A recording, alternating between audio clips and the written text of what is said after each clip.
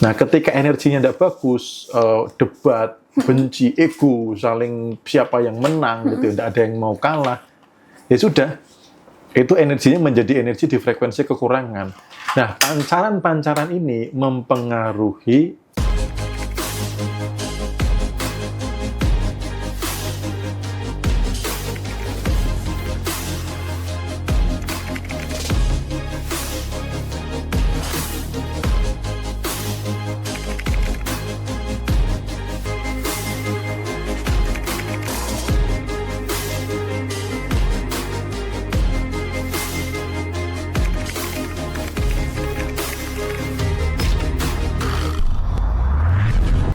Oke, nah kalau cinta itu adalah getaran, Mas Bimo.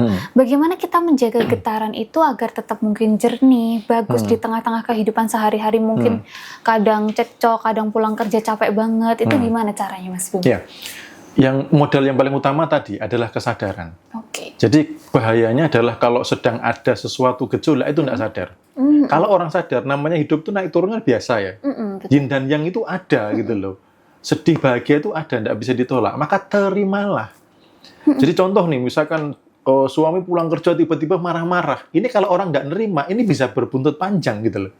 Tapi kalau nerima, oh ini tanggal tua, misalkan gitu ya. Suami pasti ada beban finansial, atau mungkin mikir cicilan, atau di kantor dimarahin atasan, dan lain sebagainya. Kalau bisa nerima, sadar gitu loh. Ya sudah. Diterima aja, diem aja gitu loh, diem aja tapi dengan penerimaan dan getaran cinta. Habis itu mungkin dibuatkan teh, dibuatkan kopi, kamu capek, sini apakah hanya diusap-usap atau kalau mau dipijitin, atau misalkan dia cerita. Nah kadang kalau seorang suami cerita, dia kadang nggak butuh solusi. Gitu. Dia hanya butuh dimengerti. Iya, terima kasih ya sudah berjuang buat keluarga.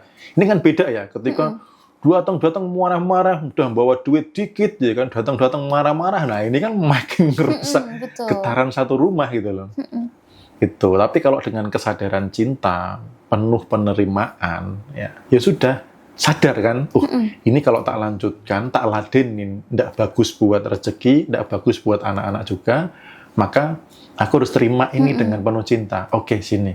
Kalau capek, istirahat, mau kopi atau teh atau apa. Kalau misalkan tetap marah-marah, pengen sendiri, biarin sendiri dulu. Baru ketika reda, baru diajak ngobrol. Intinya, yang salah satu saling mengingatkan. Sama juga kalau misalkan dari sisi cowok gitu ya, mungkin cewek ada hormonal gitu ya. Oh lagi tanggal merah, ya sudah, nggak usah diajak debat gitu loh. Karena memang hormonal, artinya apa? Cinta itu pintu masuknya adalah penerimaan. Gitu loh. Kalau bisa nerima, ya memang lagi tanggal merah gitu loh. Ya sudah, memang begitu. Mau diapain lagi? Gak usah diladenin. Nanti kalau tanggalnya hijau masih balik lagi kok gitu. Kalau nggak dibawa ke mall ya Mas Bimo. Yang merah langsung hijau. Langsung hijau, ya. Oke, nah ini ada pertanyaan dari Kak Cahya. Mas, saya jualan, saya dan istri kadang beda pendapat, pengaruh terhadap rezeki, terus gimana caranya? Beda pendapat tuh enggak apa-apa, yang penting ngerasa ya. Oke. Gitu, yang penting ngerasa. Beda pendapat, kalau tuh diskusi untuk perbaikan lebih bagus, oke. Tapi kalau beda pendapat ini menjadi ego, menjadi kebencian, menjadi apa namanya kemarahan, nah itu yang enggak bagus. Jadi teman-teman, tadi di awal saya cerita bahwa ada hal besar yang mempengaruhi rezeki itu adalah energi. Gitu, ya. Nah, ketika energinya tidak bagus, debat, benci, ego, saling siapa yang menang, gitu, tidak ada yang mau kalah, ya sudah, itu energinya menjadi energi di frekuensi kekurangan. Nah, pancaran-pancaran ini mempengaruhi customer yang datang. Oh, gitu. Gitu loh. Ya, tadi kemarin kan aku udah tunjukin ke Mei itu ada beberapa poin-poin untuk penjualan. Nanti kita akan bahas ke sana ya, buat teman-teman yang punya karyawan atau yang sedang profesi jadi marketing, kita akan bahas dampaknya energi diri terhadap rezeki yang datang dari sisi penjualan. Itu pernah nggak teman-teman gini masuk ke mall, ke counter handphone itu kan biasanya banyak tuh. Betul. Apa yang membuat Anda memutuskan berhenti di salah satu counter? Yang membuat itu adalah energi yang nunggu. Nah, kalau Anda jualan, nanti coba amati ini sebagai laborat pribadi ya. Kalau Anda lagi happy sama pasangan, pelanggan yang datang gimana? Gitu. Tapi kalau Anda lagi cekcok, amati juga pelanggan yang datang gimana? Pemasukan gimana? gitu. Kalau Anda punya warung makan, cobalah gitu cek. Atau Anda sendiri misalkan nggak punya warung makan, ngecek energi tinggi itu gampang kok. Masuklah ke rumah makan yang sepi. Kalau Anda datang jadi rame, itu energi Anda lagi tinggi. Tuh. Oh, oke. Pernah nggak datang di tempat makan? Oh, pernah. Mungkin cuma berdua atau sekeluarga, nggak ada yang lain. Lagi asik makan, kok tiba-tiba, loh kok jadi rame ya? Padahal tadi nggak ada orang. Energi Anda itu besar. Sehingga tuh narik menjadi magnet, orang yang lewat tuh tiba-tiba pengen mampir. Nggak tahu kenapa.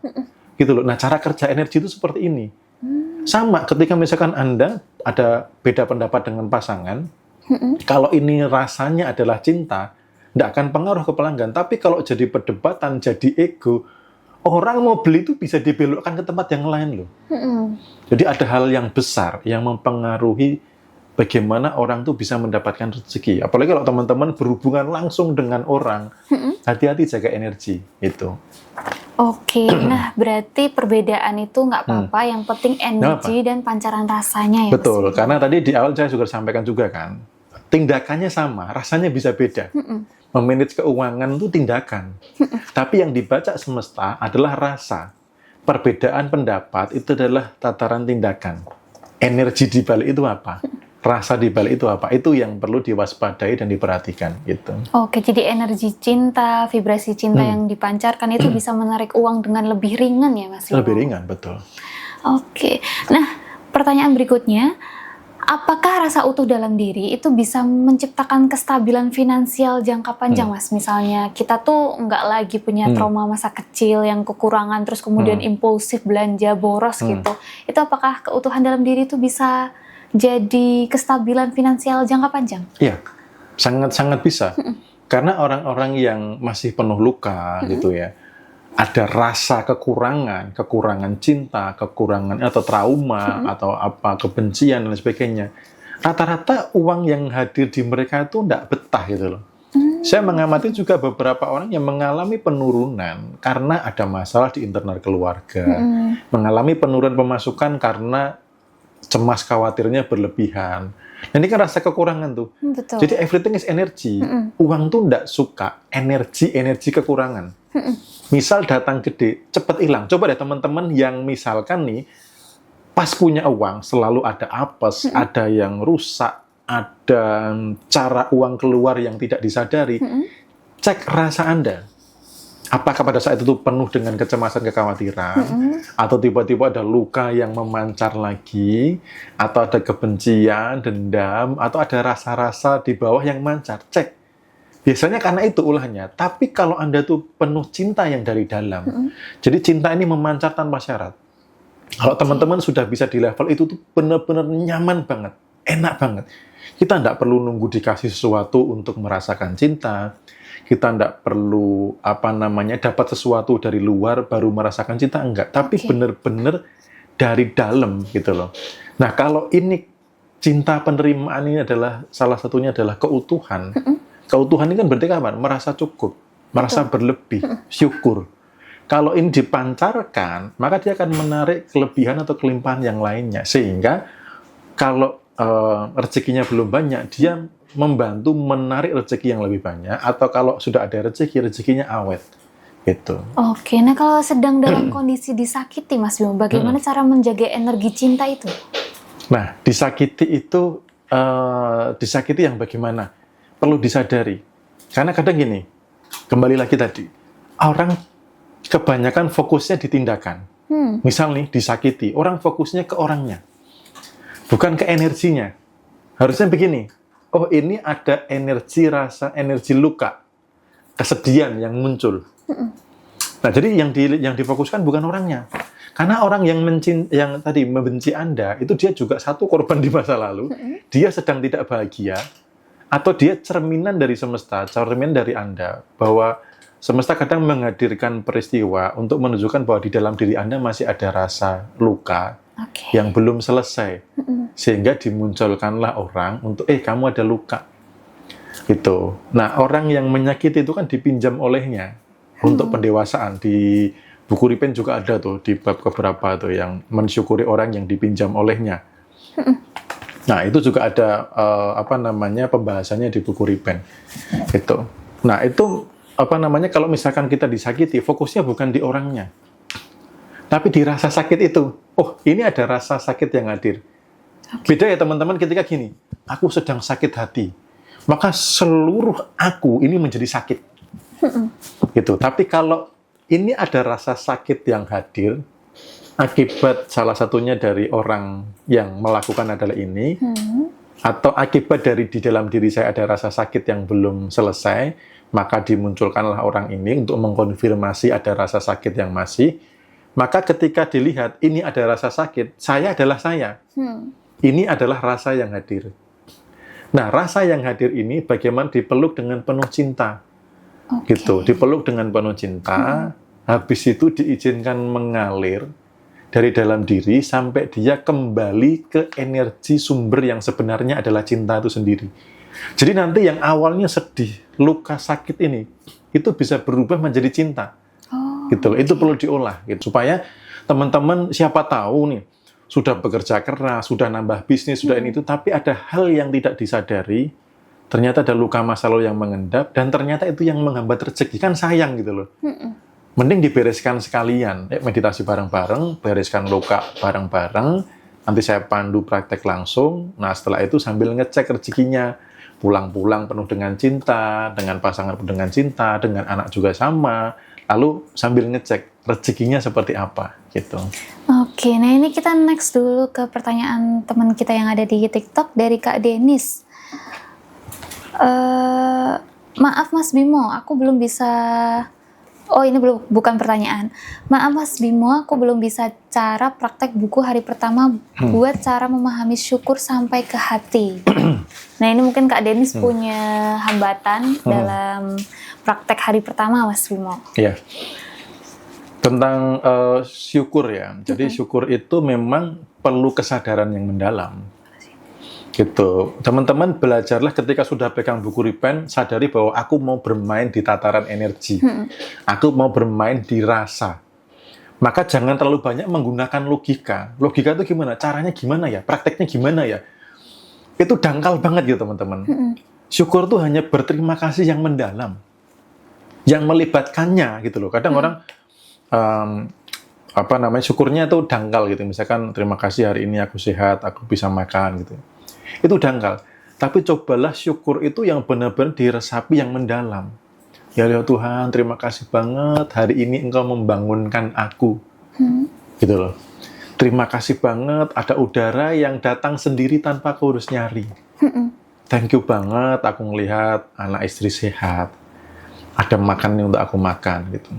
Thank you banget. Jadi benar-benar disadari yang mendalam gitu loh. Penuh apresiasi yang mendalam. Apresiasi kepada siapa? Kepadanya. Yang sudah memberikan secara cuma-cuma kebaikannya setiap detik. Terima kasih engkau mendenyutkan jantungku gitu loh. Karena kalau nggak didenyutkan kan selesai. Gitu loh. Nah, kalau berpikir di tataran logik, caranya gimana? Kok aku belum bisa ya? Aku panik sendiri. Akhirnya apa? Nggak masuk ke tataran rasa. Jadi jangan pakai kepala, tapi pakailah hati. Kalau teman-teman mau memahami dan mendalami buku Repent. Karena ini bukan buku panduan logik. Panduan tentang rasa itu. Oke, nah untuk teman-teman yang pengen bukunya bisa hubungi ini yang ya, nomor di sini. Atau di profil saya juga ada ya, di profil TikTok ada bukunya. Oke, nah ini ada pertanyaan dari Kak Nia Owner Mitra Sedekah. Mas, saya termasuk suka belanja karena saya belajar merasa uang itu mudah datang. Apakah saya benar atau boros? Iya. Jadi benar atau boros itu yang tahu adalah pribadi sendiri. Kalau rasanya karena saya merasa berkelimpahan, saya menghadiahi diri itu masih aman. Tapi kalau ada luka di masa lalu, contoh misalkan, dulu waktu kecil pengen apa-apa enggak kesampaian. Minta apa-apa enggak boleh ini, enggak boleh itu. Ketika punya uang sendiri, wah langsung membabi buta. Berarti itu boros, karena dasarnya adalah luka. Atau ketika beli sesuatu, tetangga udah beli yang itu, masa aku nggak beli? Atau punya aku kok lebih murah, harusnya punya aku lebih mahal daripada punya tetangga. Itu juga namanya boros. Tapi kalau Anda merasa bahwa aku ini berkelimpahan, aku pengen menghadiahi diri, ya, menghargai diri, mengapresiasi diri dengan belanja, nggak apa-apa gitu loh. Nggak apa-apa, aman-aman saja gitu. Jadi cek lagi. Suka belanja itu adalah peristiwa. Rasa di balik itu apa sih? Gitu loh. Luka masa kecil, gengsi untuk dapat pengakuan, atau memang mau menghadiahi diri. Itu yang tahu diri sendiri. Itu. Oke. Nah ini Bagaimana sih memancarkan cinta yang dari dalam? Serius teman-teman, kalau sudah bisa di level memancarkan cinta yang dari dalam, cinta yang tanpa syarat, hidup itu enak banget. Karena nggak ada rasa kekurangan cinta gitu loh. Kebayang nggak, Mei, kamu jalan-jalan kemana, sepanjang dan sebagainya itu penuh dengan cinta. Ketemu siapa penuh dengan cinta, bangun tidur, mau tidur, dimanapun penuh dengan cinta. Nggak peduli orang lain mau apa. Maksudnya dalam artian, nggak harus dikasih dari luar dulu. Kok jam segini ayang belum ngingetin makan ya? Nanti kalau aku tipes gimana ya? Nggak begitu. Gitu. Gitu. Jadi karena memang dari dalam sudah ada gitu loh. Kalau ada dari luar ya itu bonus. Dan ketika yang misalkan nih contoh, kalau nggak ada cinta dari dalam, sering diperhatikan gitu ya. Begitu nggak diperhatikan, ngedrop. Karena terbiasa apa? Cinta dari luar. Kalau bisa memancar dari dalam, kehidupan itu luar biasa teman-teman. Dan saya tuh sempat kemarin tuh kan saya juga lagi nulis ebook juga tentang cinta gitu. Saya tuh sampai gini, jangan-jangan ini sebenarnya yang orang-orang sedang cari gitu. Jangan-jangan kehidupan seperti ini yang ideal, yang penuh dengan cinta, yang akhirnya dia kelimpahan itu adalah efek samping yang pasti gitu loh. Kayak gitu. Jadi ketika saya nulis, wah kayaknya ini yang dicari orang-orang deh. Gitu loh. Karena ada yang sudah kaya tapi bangkrut gara-gara rasa kekurangan, ada yang punya duit tiba-tiba apes ya karena rasa kekurangan, atau nggak kaya-kaya juga karena rasa kekurangan gitu. Jadi kalau orang sudah masuk ke cinta yang tanpa syarat, cinta yang tanpa syarat itu sebenarnya bukan hanya kata-kata yang dangkal teman-teman. Cinta tanpa syarat itu sebenarnya kita sedang menyatu dengan cintanya ilahi, gitu loh. Ini energinya begitu besar. Bukan soal cinta-cintaan lawan jenis atau nggak harus diapa-apain dapat cinta, tapi kita menyelaraskan diri dengan cinta energi ilahi. Karena di buku Repent ini kan terkait dengan kelimpahan tadi ya, itu kan diberikan tanpa syarat. Kita mengalir bersama cinta energi ilahi yang tanpa syarat. Gitu loh. Karena di dalam diri itu ada ruhnya. Dan ruhnya itu kan sangat penuh dengan cinta. Gitu loh. Nah, kalau ini memancarkan kelimpahan, karena cinta itu otomatis kelimpahan. Nggak ada cinta itu kekurangan, tidak ada. Memancarkan kelimpahan, maka hidup Anda juga akan berkelimpahan. Gitu. Orang-orang yang harus mendapatkan cinta dari luar, karena sudah salah didik sejak kecil, sehingga harus mencari dari luar. Tapi yang perlu disadari adalah ingat ya,